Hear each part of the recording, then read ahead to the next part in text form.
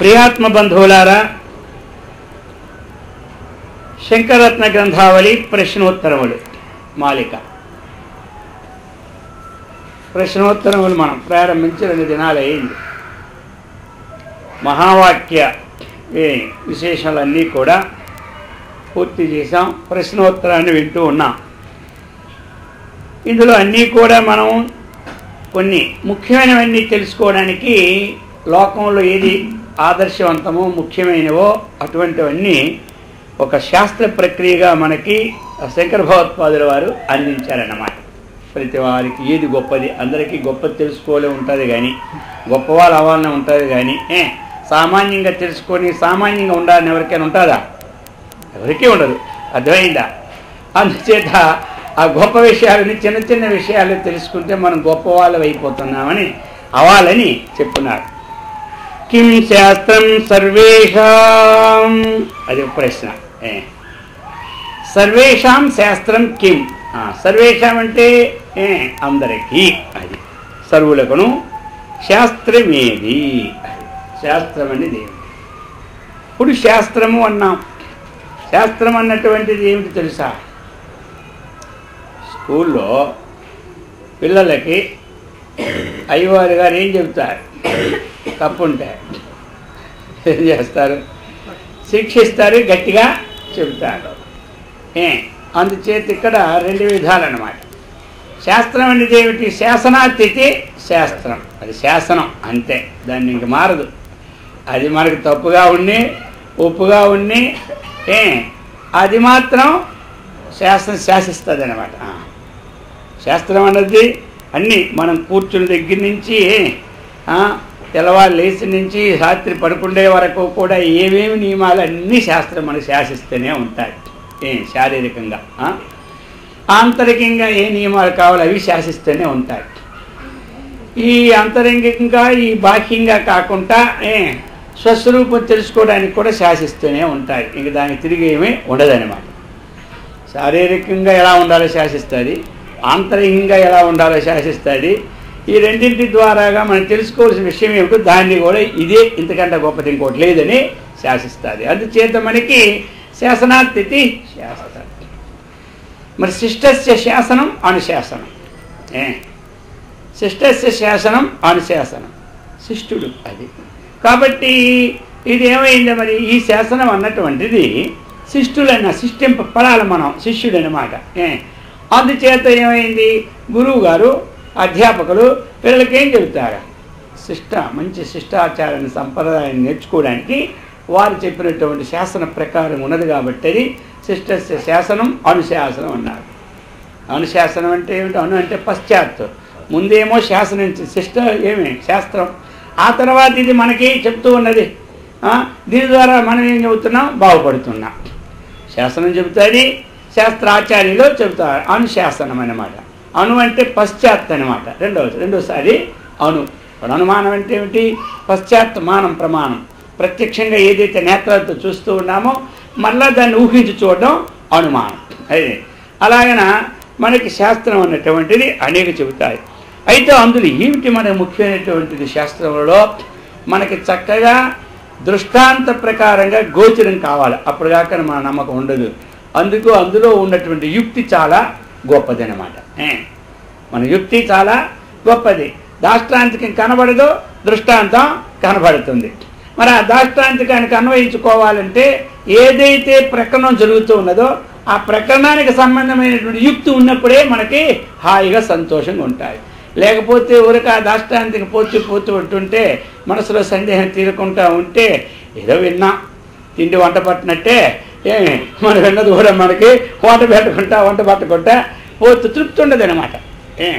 ఇప్పుడు ఉప్పు లేదు, కారం లేదు, అదేదో లేని ఇవన్నీ లేని వాడిని నేను తింటానని వాడికి ఏది లేదు. కానీ ఇక సామాన్యుడికి భోజనం దగ్గర కూర్చుంటే ఎలా ఉంటాయి? భోజనం తప్పగా రోజంతా భోజనం నుంచి నీరసం అనమాట. మిగతా ఇల్లు ధనకనక వస్తువు వాహనం ఒంటి మీద ఎన్ని రకాలు ఉన్నా మొత్తం మీద నీరసం ఎందుకు వస్తుందంటే ఇక ఆ భోజనంలో ఆ రోజు ఉప్పు ఉంటే కారం లేదు, కారం ఉంటే ఉప్పు లేదు, ఏది లేకపోతే నీరస. అలాగనే మనకి శాస్త్రం అనేది అర్థం కాకపోతే నీరసం అవుతుంది. ఇంటికి ఏమవుతుంది చెప్పు కూర్చొని ఏదో ఒక ముఖం సర్లే ఏదో పుణ్యమైన వస్తుందని చెప్పారు కదా స్వామివారు, పర్వాలేదు అది కూడా ఉందలే అనుకుంటాను అనమాట. అర్థం కాకపోతే పుణ్యం అవుతుంది.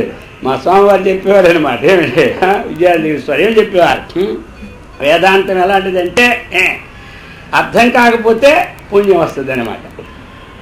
అర్థం కాకపోతే చెప్పింది ఏం అర్థం కాకపోతే యజ్ఞం చేస్తాం కదా, ఆ యజ్ఞం చేసినప్పుడు ఏమైనా అర్థం అవుతుందా?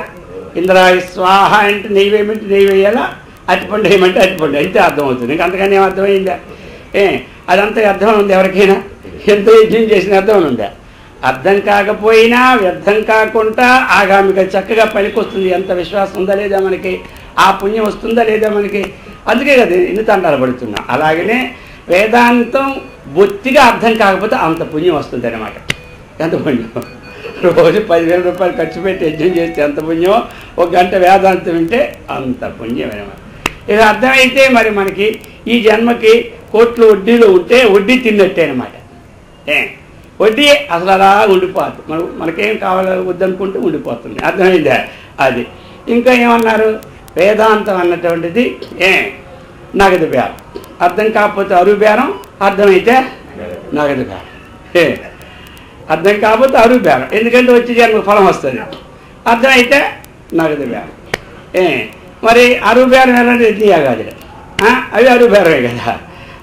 వచ్చే జన్మకు మళ్ళీ ఉత్కృష్టమైన పనులు ఇస్తాయి కాబట్టి అది అరువు బేరం. అందుకని వేదాంతంలో చింతే ఉండదు. నేను అందుకే ఒకసారి టీవీ ఇదే చెప్పాను, ఇంటుంటుంటే అర్థం కాదని అర్థం కాదని దీనికోసం ఒక అర్ధగంట సేపే దాంట్లో క్యాసెట్లు అదే. అందుకో అదేనమాట. అందుకు మనకేం కావాలి? శాస్త్రం చదువుతున్నప్పుడు మంచి యుక్తి, మనకి సమన్వయం కావాలి. మొట్టమొదటి ఎవరికి అర్థం కాదు, ఎవరికి అర్థం చెప్పండి?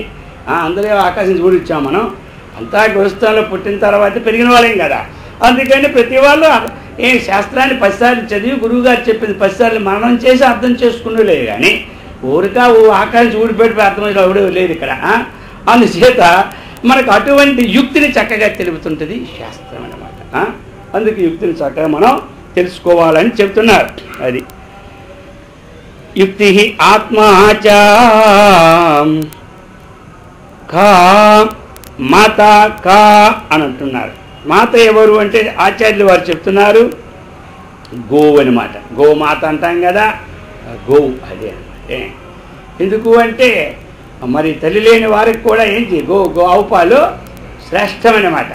అందులోనికి గోవు ఎందుకు అంటే అన్ని విధాలా మనకి చక్కనైనటువంటి శ్రేయస్సును కలుగు చేస్తుంది అన్నమాట.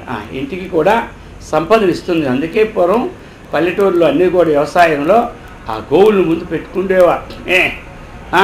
అది గోవు అనేది సంపద అన్నమాట. ఎక్కడ గోవు ఉన్నదో అక్కడ ఆ ఇల్లు ఎప్పుడు కూడా మంచిగా అంటే కోట్లు ఉంటాయి సంపద. ఇప్పుడు మనం అనుకుంటాం మనం ఉన్న తిండి సరిపోయి హాయిగా మనకి ఎవరికి అడగకుండా ఉంటే అది సంపద కదా. మరి ఇప్పుడు హైదరాబాద్ పట్టణంలో ఉన్నాం కాబట్టి అందరికీ కోట్లు ఉంటేనే సంపద అనుకుంటాం. పల్లెటూరులు ఉంటే కోట్ల కోసం తలంపులే ఉండవు. ఏమంటారు? ఇక్కడ ఉంటే ఎంత వచ్చినా చాలదు. మూర కొనాలంటే 30,000. మరి మనకు లేకపోతే ఎలాగా? అర్థమైందా? అందుకని పూర్వం ఏమిటంటే హాయిగా వాళ్ళకి బాధ ఉండేది కాదు. ఈ కోట్లు వచ్చి మన నిద్ర పట్టం ఇప్పుడు.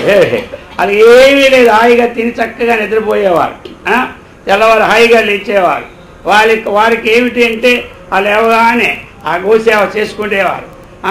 ఆ సేవతో తన హృదయం ఎలా ఉంటుంది? పవిత్రం అయిపోతుంది. ఆ వాసనతో అలా జబ్బులే ఉండేవి కాదు. ఏమంటారు? తెల్లారు లేచి ఆ పేడ తీసి అవన్నీ చేసరికి అదేమవుతుంది లోనికి వెళ్ళి మొత్తం లోపటంతా శుద్ధి చేసేస్తుంది అనమాట. ఇప్పుడు పేడ పట్టుకుంటే మనం ఎంతసారి కడగాలి బంకల పోనా పేడ తీసి ఆ కల్లాపులు వేసి కొట్టేవాళ్ళు మొట్టమొదట.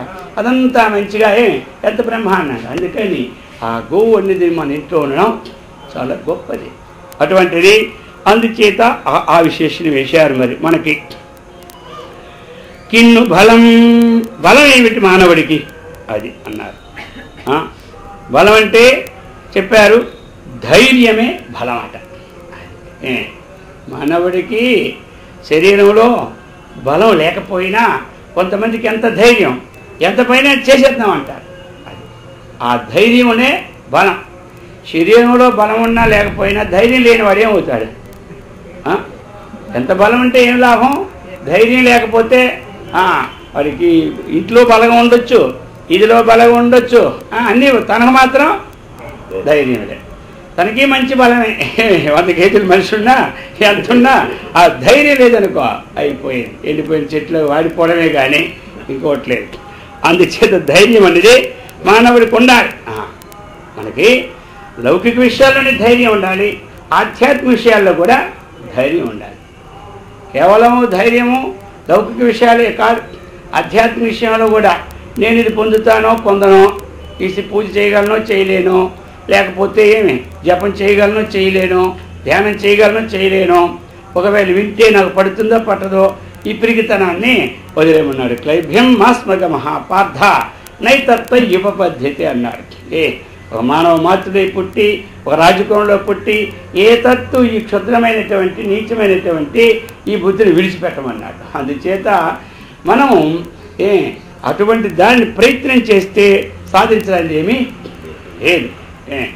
చెయ్యాలి. కాదంటే ఒక 10 సార్లు 5 సార్లు 6 సార్లు తప్పిపోయినా 7వ సారికైనా మనం ఏమవుతాం, తప్పక సాధిస్తాం. ఎన్నిసార్లు అయినా ప్రయత్నం, మన ప్రయత్నం అంతే. అది చెబుతున్నారు. ఇక ధైర్యం, ఇక కో మృత్యు వ్యవధానరహితత్వం చెప్తున్నారు. ఇప్పుడు మృత్యు అనేది ఏది అని అడుగుతున్నారు. మృత్యు అనేది ఏది అన్నారు. మరి ఆచార్యులు వారు సమాధానం చెప్తున్నారు. ఏమిటంటే సావధానముగా లేకుండుట. సావధానముగా లేకుండుట. సావధానం అంటే ఏమిటి, అవధానం అంటే ఏమిటి, నిశ్చయం. అవధానం అనేది నిశ్చయం, అవధానం అనేది ధారణ. అది ఉపసర్గపూర్వక అన్నమాట. అది అందుచేత దానిని సావధానం అంటే దానితో కూడినటువంటిది అన్నమాట. అంటే మనకి ఏ పనులు చేసినప్పుడు సావధానం లేదనుకోండి ఏమవుతుంది చెప్పండి, ఆ పనిలో మనకి చేసినట్టే ఉంటుంది, ఇల్లు అలచడం ఉల్లడం అంతా ఉంటుంది, పని కూడా చేస్తాం, మనసుకి ఆవగింజ కూడా పట్టదు. ఇక అందుచేత సావధాన చిత్తుడుగా ఎవడైతే ఉంటాడో అటువంటి వాడు మృత్యువుకి దూరుడు, అంటే మృత్యువుని జయించిన వాడు అన్నమాట. ఆ సావధాన చిత్తం లేనివాడు ఇక మృత్యువుతో సమానమన్నమాట. అది ప్రశ్నకి సమాధానం ఇస్తున్నారు. కుత్ర విషం దుష్టజనే కిమిహ శౌచం, విషం ఎక్కడ ఉండును అన్నారు. విషం ఎక్కడ, విషం అంటే చెప్తారు తల నుండి విషమ పనికిని పద్యం కూడా మనకు దొరుకుతుంది. అనయంగా తోక నుండి వృశ్చికమని అన్నారు. ఈ ఒక దగ్గర ఉంటుంది. ఇందుగల అందులేని సందేహం వద్దు చక్ర ఆయన పద్యం పాడినట్టు దుష్టు కలునకు నిలువెల్ల విషము గదరా సుమతి అంటాడు. ఆయన అంతటా పరమాత్మ ఎలా వ్యాపించినాడు, కరుడికి మాత్రం అందు ఉండదు. అందుచేత విషం ఎక్కడ ఉండునంటే దుష్టుల యందు విషముండును అన్నారు. అది ఇక అశౌచమేమి అన్నారు. శుచి అంటే శుభ్రత, అశుచి అంటే శుభ్రత లేకుండుట. అశౌచం అంటే ఏమి అన్నారు. ఇక మనం అశౌచం అంటే ఎన్నో చెబుతాం. మరి వారి దృష్టిలో ఏముందంటే ఆచార్యుల వారి దృష్టిలో రుణమే అశౌచం అన్నారు. ఎవరికో మనం అప్పుపడి ఉండడమే అది అశౌచం అట. మన శరీరం అశౌచమో అశౌచం కాదు ఇది. అది ఎవరికైనా మనం రుణపడి ఉన్నాం అనుకోండి, ఆ రుణం అన్నటువంటిదే అశౌచం. ఆ శౌచం వదలదు. ఎందుకు ఈ శౌచం వదులుకోవచ్చు 11 దినాలకో 12 దినాలకో 3 దినాలకో, కొంతమందికి 1 దినానికో వదిలిపోతుంది ఈ శౌచాలన్నీ. ఆ శౌచం ఏమిటి, రుణానుబంధ రూపేణ పశుపత్ని సుతాదయ, అది జన్మజన్మలకి ఇది అశుచే. అర్థమైంది. అందుకని వారి భావం ఏమిటంటే రుణం ఏమిటి అశుచి అంటే మనకు అనిపిస్తుంటాయి. ఇక దాన్ని పుట్టి పూర్వత్వం లాగుతూ ఉంటుంటే మొత్తం తెవదీస్తే బొడ్డలతో కదిలినట్టుగా మొత్తం కదులుతుంది. అందుచేత అది ఇంతవరకు మనం ఏం చేయాలి, రుణమో కాకూడదు. అది ఇదన్నిటికంటే అశౌచం అట. అది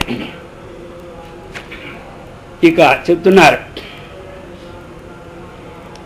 అభయవస్తు కిం, అభయవస్తు కిం అన్నారు. ఇక అభయ వస్తువు అంటే ఏమిటి? భయరహితమైన వస్తువు ఏది లోకంలో? అది ప్రశ్న.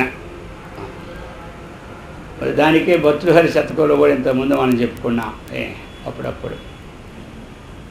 దానిలో అన్ని లోకంలో ఉన్నవన్నీ దేనితో కూడినవంటే భయముతో కూడినవే.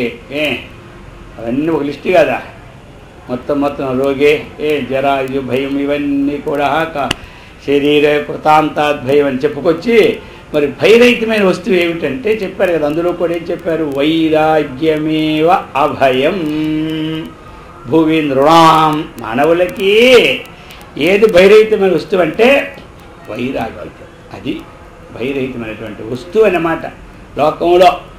మరి ఇంకా అయితే ఇది ఎందుకంటే సాధనకి అయితే వైరాగ్యం అంటే ఏమిటి అసలు అంటే ఎల్లప్పుడూ పరమాత్మ భావనతో ఉండడమే అది సంపూర్ణమైన వైరాగ్యం. ఇవన్నీ మామూలు. ఇప్పుడు కాళ్ళకి ఏదైనా అంటుకుంది వదిలించుకుంటాం, అది మామూలు అయిపోయి.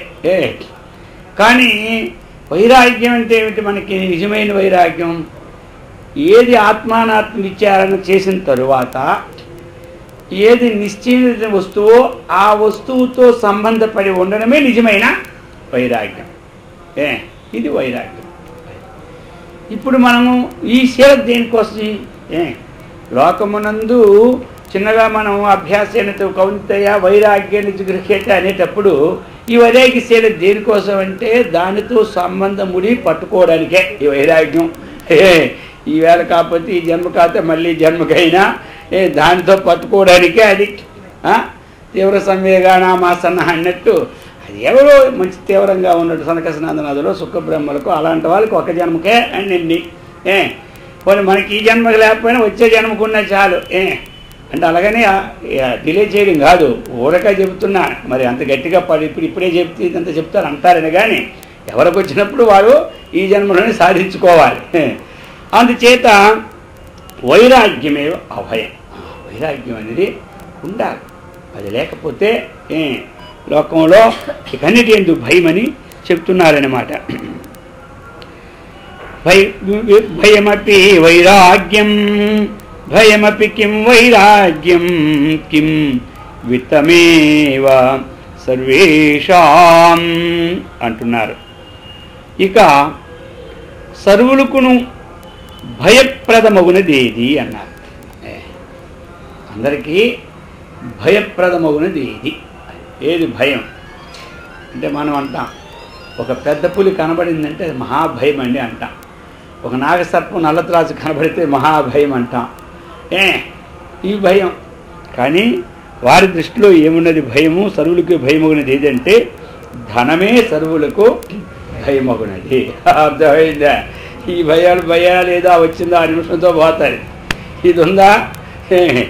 ధనమేర అన్నిటికీ మూలం. అది కూడా మనకి చెప్తూనే ఉంటుంటారు.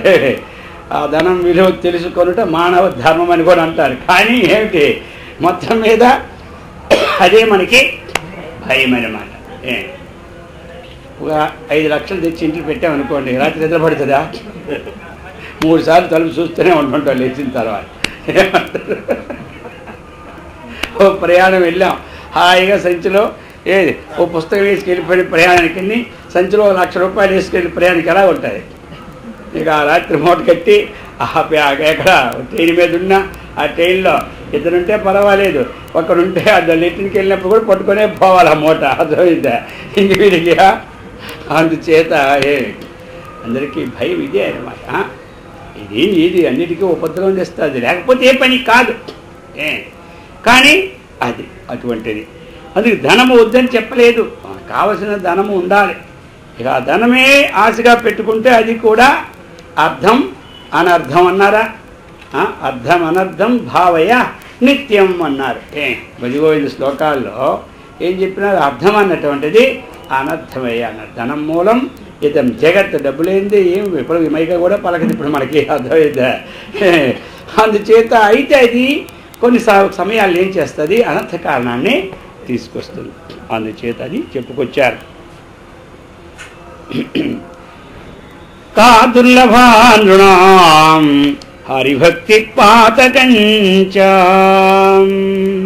అంటున్నారు. అంటున్నారు. ఇప్పుడు మానవునకు దుర్లభమగునది ఏది అన్నారు. మానవునకు దుర్లభమగునది. దుర్లభం అంటే ఏమిటి? దుఃఖేన లభ్యం దుర్లభం, అనాయాసేన లభ్యం సులభం, కష్టసాధ్యం చేత పొందదగినటువంటిది దుర్లభం. అది అసలు మానవ జన్మయే దుర్లభం అన్నారు. మానవ జన్మయే దుర్లభం అన్నారు. మరి అందులో అటువంటి మానవులకు దుర్లభమైనది ఏదన్నారు అంటే, దుర్లభం అంటే హరిభక్తి. ఏది దుర్లభం అంటే ఆ భగవంతుని యొక్క భక్తిని కలిగి ఉండడమే దుర్లభం. అంతే కదా. మనకు కూడా తెల్లవారులేసి ఖాళీ లేకుండా సాయంకాలానికి ఎంత కష్టపడినా మనకు కష్టం అనిపిస్తుందా? అనపడదు. ఒక గంట అర్ధగంట భగవంతుడి కోసం కూర్చోవడానికి ప్రయత్నం చేస్తేనే అది మహా దుర్లభం. మన కష్టం అందుకొస్తుందా లేదా? ఎక్కడ కూర్చున్న టైం చూస్తామా? చూస్తాం. చూడం. పూజ దగ్గర కూర్చున్న టైమే, జపం దగ్గర కూర్చున్న టైమే, సత్సంగం దగ్గర కూర్చున్న టైమే. ఏమంటారు? వీరి దగ్గర ఎంత టైం చూసి మెయింటైన్ చేస్తాం, వాడి దగ్గర చేస్తాం. ఎవరైనా తగులుకొని మాట్లాడారనుకోండి, వీరు మర్చిపోతారు, వారు మర్చిపోతారు. అక్కడ టైం మెయింటైనే ఉండదు. అర్థమైందా? అవన్నీ సులభం. మనకి ఇవన్నీ కూడా చాలా సులభమైనటువంటిది. ఆ హరిభక్తి, ఆ భగవంతుని పాదార విందాలను అర్చించినటువంటి ఏకాగ్రతను శీలించాలంటే అది. అందుకని ఏది సులభమో అవన్నీ సామాన్య పనులు చేస్తుంటారు. ఏది కష్టమో అది చేసిన వాడు కదా పేరు వస్తుంది. ఇప్పుడు లోకంలో అందరూ చేసిన పనులు చేస్తే పేపర్లు వస్తాయా? మన పేర్లు వస్తాయా? ఏదో విలక్షణ పని చేస్తుంటే వాడి పేరు వస్తుంటుంది అనమాట. అలాగనే మనకు కూడా పేరు రావాలంటే ఏం చేయాలి? మరి ఆ హరిభక్తిని మనం చేయాలి. ఆ పేరు ఏమవుతుందంటే ఈ జన్మకే ఉంటుంది, మళ్ళీ జన్మకి ఆ పేరు ఉండదు. అర్థమైందా? మనం ఈ సేవించినటువంటి పేరు ఉన్నది కదా, అది మనతోనే వస్తూ ఉన్నది. అనేక జన్మలకి ఎంతవరకు మోక్షం కలగలేదో అంతవరకు మన సహాయపడుతుంది అనమాట. అందుచేత దేవదేవుని చింతించు దినము అన్నారు ఎవరు? ప్రహ్లాదు. అందుచేత అటువంటి హరిభక్తి అనేది చాలా దుర్లభము అన్నారు మానవులకి. హరి కా దుర్లభానృణాం హరిభక్తి పాతకంచకిం. పాపం అంటే ఏమిటి అన్నారు. పాపం ఎందుకంటే అనేక రకరకాలు ఉంటాయి పాపాలు. కానీ వాళ్ళు ఏమిటంటే అన్ని ఆలోచించి సూక్ష్మంగా తీసుకున్నారు. వారికి ఉన్న సూక్ష్మ బుద్ధిని మనకుండవు. మన బుద్ధులు ఎలా ఉంటాయంటే భగవంతుని మీదే విమర్శ పెడుతుంటాం మనం. కథ వినే ఉన్నారు కదా, ఒక ఆయన చెట్టు కింద పడుకున్నాడు అనమాట. చెట్టు కింద పడుకుంటే పెద్ద మర్రి చెట్టు అనమాట. వాడు పడుకునేటప్పుడు ఒక ఆలోచన వచ్చింది. ఏ భగవంతుడికి అంత జ్ఞానం? బ్రహ్మదేవుడు కూడా మతిపోతూనే ఉంటుంటాడు.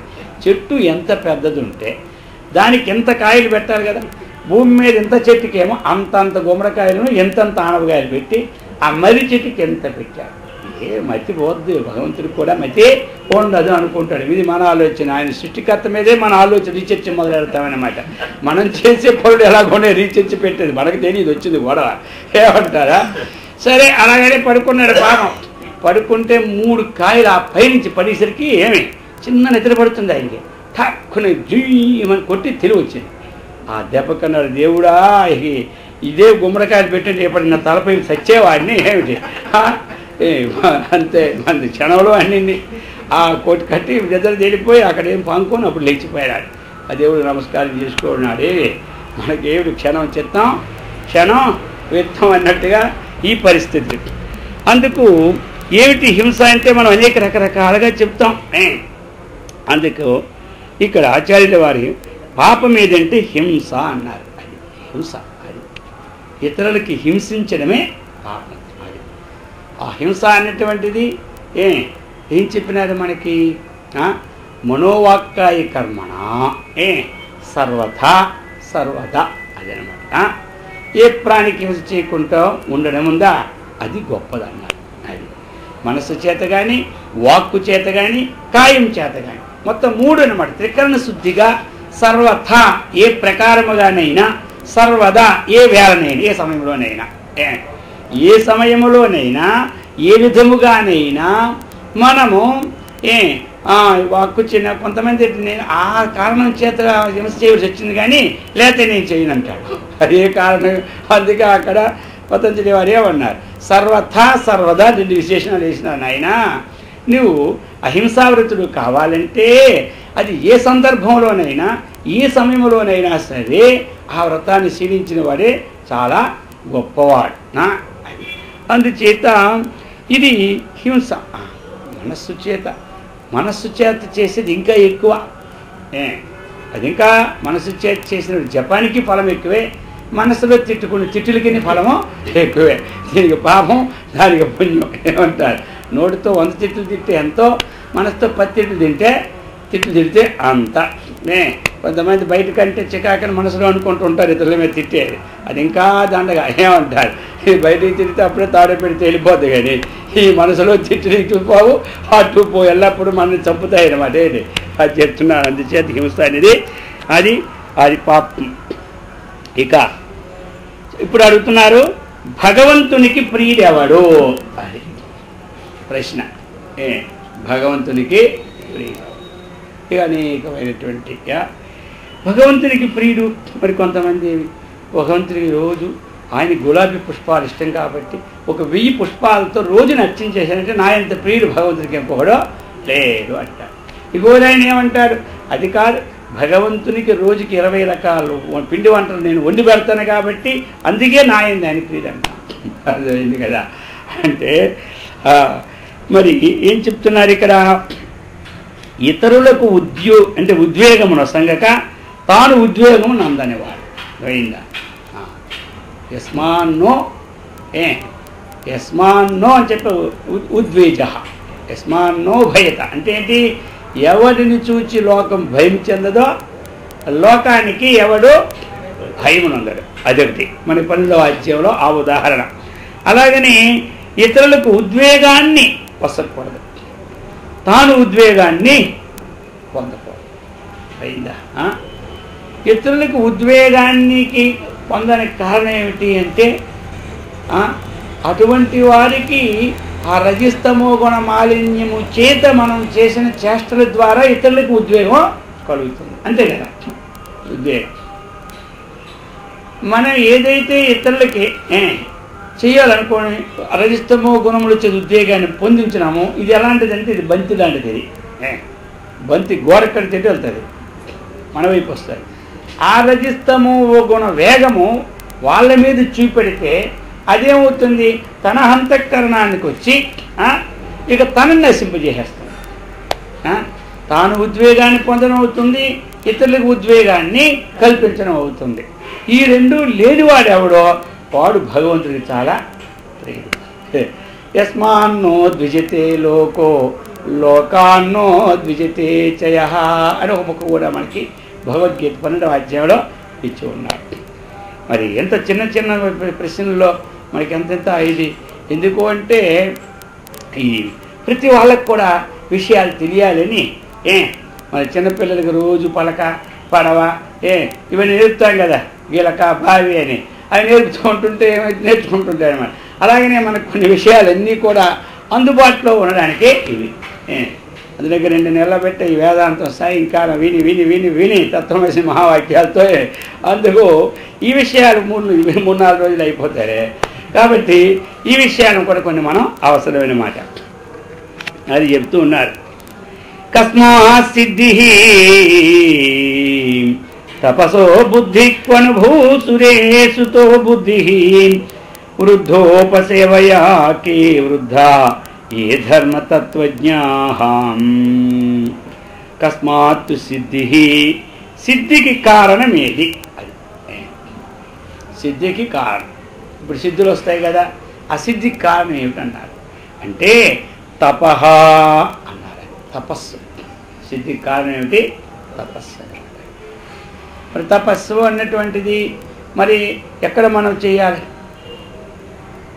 అడవుల్లోనా? అడవుల్లో తపస్సు చేయగలమా? ఇది దోమతలు కట్టుకుంటేనే దోమలు కలిసి 5 నిమిషాలు ధ్యానంలో కూర్చొని 60 సార్లు మనం ఇటు అటు చేయి ఊపుకుంటూనే ఉంటుంటాం. ఈ రోజుల్లో అలా కూర్చుంటే అవుతుందా? అందుచేత తపస్సు అన్నటువంటిది ధ్యానంలో కూర్చోవచ్చు, ఒక నియమబద్ధమైనటువంటి జీవితం గడపాలి. అది అనమాట నియమం. ఎన్ని పనులున్నా రోజు ఒక టైం పెట్టుకోవాలి. మనం పనులు ఎప్పుడు ఉంటూనే ఉంటాయి. పనులు లేని వాడు ఎవడు ఉంటాడు లోకంలో? మనకి పనులు లేనిది ఉండదు.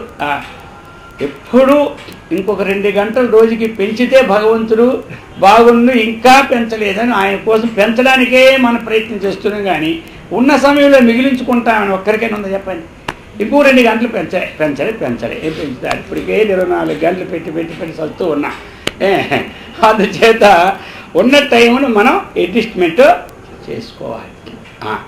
అది చేసుకొని మన ప్రతి ఒక్క ఆచరణలోనూ కూడా అనుకూలమైనటువంటి స్థితిని కలిగి ఉంటే ఎల్లప్పుడూ తపస్సులో మనం ఉన్నట్టే. లేకపోతే 1-2 గంటలు అక్కడ కూర్చున్నంతసేపే తపస్సు. తర్వాత మళ్ళీ ఆ తర్వాతే ఆయనకి మనకి సంబంధం. ఎవరికి? ఆ తపస్సు ఎవరు తపస్సు చేసాం అధిష్టాన దేవతకి మనకి ఇంక 24 గంటలకు మరి ఉండదు. ఇది కాదు. నిత్య జీవితంలో ప్రతి అంశంలోనూ మనం భద్రత వహించి ఉండడమే తపస్సు అన్నమాట. తప్యతే అనేనేతి తపః. దీని ద్వారా శరీర ఇంద్రియ శోషణం. మనం ఎక్కడో 10 నిమిషాలు కూర్చొని కళ్ళు మూసుకు అయిపోయింది తపస్సు అంటే కాదు. ఏమంటారు? తపస్సు అన్నటువంటిది మలయాళ స్వామిలో ఏం చెప్పారు? నియమబద్ధమైన జీవితమే తపస్సు అన్నమాట. అది మరి కాయేంద్రియ శోషణం తపః, శీతోష్ణ ద్వంద్వ సహిష్ణుత తపః అని అనేక రకరకాలుగా మనకి హితమిత మేధ్యాసనం తపః అని తపస్సు కోసం మనకి ఎన్ని చెబుతూనే ఉన్నాయి శాస్త్రాలు. కానీ మన నిత్య జీవితంలో మనం ఏది నిత్యమో ఏది అనిత్యమో తెలుసుకొని నిత్య వస్తువుని పొందుటకు మనం వంట చేసినా కూర్చున్నా ఏది పోయినా దృష్టి అన్నటువంటిది ఒక గురి పెట్టుకోవాలి. ఇప్పుడు ఎవరైనా ఒక వ్యాపారం ప్రారంభించినప్పుడు ఈ వ్యాపారం ద్వారాగా నేను ఒక 10 ఇళ్ళు కట్టడమో లేకపోతే ఒక ప్లాట్ కొనడమో ఒక నిశ్చయం చేసుకుంటాను. లేదా ఏ పని చేసిన దృష్టి ఎక్కడ ఉంటుంది? అది వ్యాపారం చేస్తాడు కానీ దృష్టి ఎక్కడ? దీని ద్వారా అది కట్టాలి. ఏదో ఒక నియమం పెట్టుకుంటా. అలాగనే మనం ఏ పని చేసినా తత్వాన్ని పొందాలని దృష్టి ఎప్పుడు ఉందో ఈ పనులన్నీ తపస్సు అయిపోతున్నాయి. లేకపోతే ఇదంతా వ్యర్థం అయిపోతాయి. పని అవుతుంది కానీ తపస్సుకి సిద్ధించుకుంటా అయిపోతుంది. అందుచేత మనం తపస్సు అన్నటువంటిది ఎక్కడో అన్నీ విదిలిపెట్టి ఆ బంధాలు లేనివాడు ఎక్కడ కూర్చోవచ్చు. బంధాలు మనం ఉన్నది ఎక్కడ పోతాం? ఇప్పుడు ఎక్కడ పోతే నాకు ఆ తపస్సు తాగలేదు. ఎక్కడికి వెళ్ళినా ఇంతే ఉంటారు సంత. ఎక్కడికి వెళ్ళినా ఏముంటాయి చెప్పండి? ఆ దుకాణాలు. టౌన్ బాగుందంటే దుకాణాలు అంతే. ఇంకేముందో చెప్పండి? అక్కడ రకరకాల కొట్లు, పెద్ద పెద్ద వస్తువులు. ఇంకేముందా? అలాగనే ఈ ఆధ్యాత్మికంగా కూడా మనము ఈ విషయం లేకుండా ఉంటే ఎక్కడికి వెళ్ళినా ఆ చెట్లు, ఆ చేమలు, ఆ గోడలు అవే కనపడుతుంటాయి. వాటికంటే భిన్నమైంది ఏమీ కనబడదు. అర్థమైంది కదా? మన ధ్యేయం ఏదో గుర్తుపెట్టుకుంటే ఇవన్నీ మనకు అడ్డు ఉండవు. అందుచేత తపస్సు అన్నటువంటిది చాలా గొప్పది అని చెప్తూ ఉన్నారు. తస్మాత్ సిద్ధి తపసః బుద్ధి కొను భూసురే కుతో బుద్ధి. బుద్ధిని ఎవరి మీద నిలుపుకోవలేను అన్నారు. బుద్ధిని ఎవరి మీద నిలువలేను అన్నారు. మరి బుద్ధిని ఎవరెవరిని నిలపాలి అంటే ఇక్కడ 2 అర్థాలు. ఇక్కడ చెప్పినటువంటి అర్థం ఏమిటి? బ్రాహ్మణుల యందు అని ఒక సమాధానం ఇచ్చారు. ఇక్కడ బ్రాహ్మణుల యందు అంటే అర్థం ఏమిటి? మరి బ్రాహ్మణులు ఆ బ్రహ్మ శబ్దానికి ఉన్నటువంటి అర్థం 2 విధాలన్నమాట. ఒకటి గుణములతో పోల్చుకుంటే ఆ గుణములు కలిగిన వాణి శమో దమస్ తపశౌచం శాంతిరాద్వమేవచ జ్ఞాన విజ్ఞాన మాస్తిక్యం బ్రహ్మకర్మ స్వభావజం అన్నప్పుడు ఈ శమము దమము తపస్సు శౌచము ఆర్జవము ఇదంతా గుణాలు ఎవరైతే ఉన్నదో వారి యందు మన దృష్టి ఉంటే అది మనకి ఎప్పుడైనా ప్రాప్తి అవడానికి అవకాశం ఉంటుంది. ఒకటి. రెండవది ఆ బ్రహ్మజ్ఞానము కలవారి యందు దృష్టి ఉంటే అది అన్నమాట. దృష్టి అంటే కేవలము ఏదో 4 మంత్రాలు చదివిన బ్రాహ్మణి యందు దృష్టి పెట్టుకోమని చెప్పడం కాదు. ఇక్కడ ఏమంటారు? మంత్రాలు చదివిన బ్రాహ్మణి పెట్టుకోమని చెప్పడం కాదు. అక్కడ ఆ గుణములు కలిగినటువంటి వ్యక్తి దృష్టి. అయితే మరి ఇది ఎట్లా లభిస్తుంది ఇటువంటి బుద్ధి అంటే వృద్ధస్య సేవనం. ఈ బుద్ధి కావాలంటే పెద్దవాళ్ళ యొక్క వృద్ధుల యొక్క సేవనే చేయమని. లోకంలో తల్లిదండ్రులు ఉంటారు, తల్లిదండ్రుల యొక్క సేవ పెద్దవాళ్ళు అయిన తర్వాత వాళ్ళ సేవను మనం చక్కగా చేయాలి. వృద్ధులు అంటే అందరు వృద్ధుల సేవ మనం చేయగలమా? ఏమంటారు? ఇంట్లో ఉన్నవాళ్ళు ముందు చూసుకుంటే తర్వాత ఊళ్ళో వీధిలో ఉన్నవాళ్ళు వృద్ధులకి వచ్చి వెళ్ళవచ్చు. ఈదలు వదిలిపెట్టి సిగ్గిపోయేది అక్కడ. మొట్టమొదటి ఏంటంటే ఇంట్లో ఉండే పెద్దవాళ్ళని, నడవలేని వాళ్ళని, ఇబ్బంది పడే వాళ్ళని మనం సేవ చక్కగా ఆ పైన ఖాళీ ఉంటే ఏ వృద్ధుల సేవ అయినా చేయొచ్చు. అటువంటి ఎందుకంటే ఇక్కడ చెప్పారు అటువంటి వారి సేవ చేయడం వల్ల ఇటువంటి పవిత్రమైన బుద్ధి మనకే లభిస్తుందన్నమాట. అది మరి వృద్ధులు ఎవరు? ఇక్కడ మళ్ళీ ప్రశ్న. వృద్ధులను సేవించటం వలన ఇక 2 వృద్ధులు ఎవరు? ధర్మతత్వజ్ఞులు అని మళ్ళీ చెప్పినారు. ఇక్కడ వృద్ధులు, ఒక వృద్ధుని మనం తీసుకున్నా. వృద్ధులు ఎవరన్నప్పుడు మొట్టమొదట మనం ఇంటికి వచ్చి రచ్చగలియమన్నాడు. అందుచేత ముందు ఇంట్లో ఉన్నటువంటి పెద్దవాళ్ళని చక్కగా సేవ చేసుకుంటే తర్వాత వృద్ధులు ఎవరంటే ఎవరు? ధర్మతత్వజ్ఞులు. ధర్మతత్వజ్ఞులు ధర్మాన్ని చక్కగా ఆ రహస్యమైనటువంటి దాన్ని తెలుసుకున్నవారు. ఊరిక తెలుసుకోవడం కాదు ఇక్కడ. తత్వం జానాతీతే తత్వజ్ఞ. తత్వాన్ని తెలుసుకున్నవాడు తత్వజ్ఞుడు అవుతాడు. అది ధర్మ సంబంధమైన తత్వాన్ని తెలుసుకుంటే ధర్మతత్వరైనాడు. బ్రహ్మ సంబంధమైన విషయాన్ని తెలుసుకుంటే బ్రహ్మతత్వజ్ఞుడు అయినాడు. అందుచేత ఈ ధర్మతత్వజ్ఞ ఏం చేస్తుంది? దేని చేత అయితే లోకం ధరింపజేస్తూ ఉన్నదో అటువంటి ధర్మాన్ని తీసుకెళ్తుంది. మొట్టమొదట మనం చేసే ధర్మం ఉందో లోకంలో వేదవిహితమైన కర్మ, ఇదేం చేస్తుంది? ధర్మము లౌకిక నిశ్రేయస 2 మార్గాలకి హేతు అవుతుంది. లౌకిక సాధనకి హేతు అవుతుంది, నిశ్రేయస్ సాధనకు కూడా హేతువైంది ఏదో అదే కదా ధర్మాన్ని మనకు చెప్పినారు. అందుచేత ముందు ఈ లౌకిక ధర్మాన్ని చక్కగా అభ్యాసం చేసుకుంటే తద్వారా ధర్మస్వరూపాన్ని మనం తెలుసుకోవడానికి అవకాశం ఉంటుంది. కాబట్టి అటువంటి వారి యొక్క సేవ వలన మనకి బుద్ధి అనేది చక్కగా వికసిస్తుంది. అటువంటి తత్వజ్ఞానాన్ని కూడా కలుగుతుందని చెప్పుకొచ్చారు. సంభావితస్య మరణాదధికం కిం దుర్యశో భవతి చెప్తున్నారు. సంభావితస్య లోకమాన్యునకు. సంభావితం అంటే సమ్యక్ భావితం, సంభావితం. లోకమాన్యం అంటే లోకములో సన్మానింపదగినవాడు లోకమాన్యుడంట. ఒక లోకమాన్య బాల గంగాధర తిలక్ అంటాం కదా మనం, అక్కడ బిరుదిచ్చినారు. కాబట్టి లోకమాన్యం అంటే లోకుల ద్వారా చక్కగా సన్మానింపబడినవాడు. అది అటువంటి లోకమాన్యునకు మరణము కంటే అధికమైంది ఏది అని ప్రశ్న వేసినారు. లోకమాన్యులకు మరణము కంటే అధికమైనది ఏమిటి? మరణం కంటే తాను మరణించకుండా ఉన్నా అటువంటి మరణించిన కంటే అధికమైనది ఏమిటి అంటే చెబుతున్నారు. సంభావితస్య మరణాదధికం కిం దుర్యశో భవతి. దుర్యశ దుర్యశ అంటే ఏమిటి? అపకీర్తి అథవా నింద.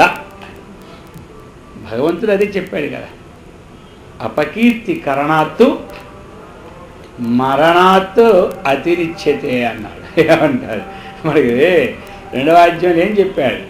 అపకీర్తి కరణాత్ మరణాదతిరిచ్యతే అన్నాడు. అయ్యా ఇటువంటి యుద్ధంలోకి వచ్చి యుద్ధం చేయనంటున్నాయి కదా, మరి యుద్ధంలోకి వచ్చి యుద్ధం చేయ శంఖాన్ని పూరించావు, ఇప్పుడు ప్రారంభించిన యుద్ధం చేయనంటున్నావు. ఇంతవరకు వీళ్ళందరూ ఏమనుకుంటారు? అర్జునుడు ఎంతటి వాడా, ఏమో అని భ్రమించితమే మేము వచ్చినాం అని నిన్ను చులకనగా చూస్తారు.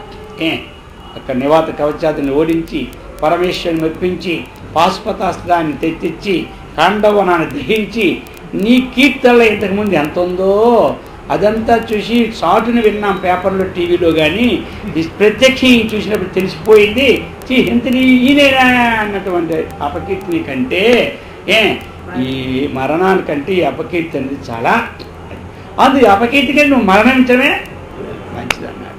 అందుచేత ఈ అపకీర్తికరణార్థం లోకమాన్యులకు మరణము కంటే అధికమైనది ఏది అంటే నిందా. ఇక మరి సామాన్య అందరికీ తెలుసు, సామాన్యంగా సుఖం రావాలంటే ఏముండాలంటే ధనం ఉంటేనే సుఖం వస్తుందన్నమాట. సర్వసుఖానాం బీజం కిం, సర్వసుఖానాం బీజం కిం అన్నారు. సమస్త సుఖాలకి కారణం ఏమిటి? బీజం అంటే ఏమిటి? కారణం. మనకి సమస్త సుఖాలకి అంటే లోకములో శరీరానికి ఏ సుఖము కావాలో ఆ సుఖాలన్నిటికీ కారణం ఏమిటి అన్నారు. పుణ్యం అంటే ఇది అందరికీ తెలిసిందే, ఏమంటారు. అయినా సరే ఇంకోసారి లిస్ట్ వెళ్తుంది కాబట్టి అందరికీ మనం రోజు చదువుకున్న తెలుస్తుంది.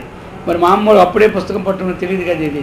అందుకని చిన్న విషయము పెద్ద విషయము అన్ని శాస్త్రంలో ఇస్తుంటారు. సర్వసుఖానికి బీజం కిమ్ అంటే పుణ్యం. పుణ్యం ఉంటే మనం ఎప్పుడూ రక్షింపబడతాం. ఎక్కడైనా సరే వనే రణే చిత్ర జలాగ్ని మధ్యే మహార్ణవే పర్వత మస్తకేవా సుప్తం ప్రమత్తం విషమస్థితం వా రక్షంతి పుణ్యాన్ని పురాకృతాన్ని. ఈ స్థితుల్లో ఉన్నప్పుడు మనకి రక్షించేది ఏమిటి? పుణ్యమే. సుఖాన్ని ఇచ్చేది ఏమిటి? పుణ్యమే. దుఃఖమపి కుతః అంటున్నారు. దుఃఖమపి కుతః, మనకి ఈ దుఃఖం అన్నటువంటిది ఎక్కడి నుంచి వస్తూ ఉన్నది? ఆపోజిటే కదా. సుఖం ఎక్కడి నుంచి వస్తుంది ఏమన్నా? పుణ్యం. దానికి ఆపోజిట్ ఏమిటి? పాపం. అంతే సామాన్య వాక్యది. ఏమంటారు? సమస్త అనర్థాలకి కారణం పాపం, సమస్త అర్థాలకి కారణం పుణ్యం. ఒక ఆకారమే తేడా. ఇది అనర్థం, అది అర్థం. దీనికి ఉన్నటువంటి కారణం కస్య కస్య ఐశ్వర్యం కస్యైశ్వర్యః యక్కిల శంకరమారాధయే భక్త్యా అంటున్నారు. ఐశ్వర్యము ఎవరికి ఉండును? ప్రశ్న. ఐశ్వర్యం అంటే ఎవరికి లభిస్తారు అంటే శంకరం ఆరాధయేద్భక్త్యా, భక్తితో ఆ శంకరుణ్ణి ఆరాధించే వారికి ఐశ్వర్యం అన్నటువంటిది సిద్ధిస్తుందన్నమాట. అందుచేత మనం ఆ యొక్క భగవంతుని యొక్క ఆరాధన అన్నటువంటిది చాలా గొప్పది అన్నమాట. అందులోనికి కోవర్ధతే, ఎవడు చక్కగా అభివృద్ధిలోని వానికి వచ్చువాడు అన్నారు. ఓ వర్ధతే వినీత, అది ఎవడైతే చక్కనైనటువంటి వినయవంతుడు. వినీత అంటే మంచి నీతి గలవాడు, మంచి వినయమో కలవాడు. ఆ వినయం కలవాడు ఏమవుతాడు? లోకంలో మంచి అభివృద్ధికి వస్తాడనమాట. అవి ఎంత మనకి ధనమున్నా వినయం ఉండాలి. ఇప్పుడు ధనముండి వినయం లేకపోతే ఏమిటి? వీడు గర్వాంధకారుడు అంట. అందుచేత విద్య ఉన్నా వినయం ఉండాలి. అలాగనే మరి మనకి ఒక సాత్విక ప్రవృత్తి ఏమిటి, ఒక ఆధ్యాత్మిక శిక్షణ ఉన్నా ఏముండాలి? వినయం ఉండాలి. ఇది ఉన్నప్పుడే వారు రాణిస్తారు, లేకపోతే మాత్రం రాణించలేదు. విద్యా దదాతి వినయం అన్నారు కదా. విద్య వల్ల సంపాదన ఏమిటి? వినయమైనమాట. అందుచేత అభివృద్ధికి వచ్చేవాడు ఎవడంటే వినయవంతువాడు. నశించేవాడెవడు? ఆపోజిట్, గర్వితుడు. ఇంకా ఇక గర్వితుడు ఏమైపోతాడు? దినదినానికి వాడు ఇందులోనే ఉన్నాయి కదా. వాడు ధనవంతుడైతే అవచ్చు, ముఖం ముందేం అనలేకపోయినా వెనకబెట్టి ఏం చేస్తారు అందరూ? తిట్లో తిడతారు కదా. ఇవన్నీ ఏమవుతాయి? ఇతరులు బాధపడి తిట్టినటువంటిది దాని వినాశానికి కారణం అవుతారు. ఏమంటారు?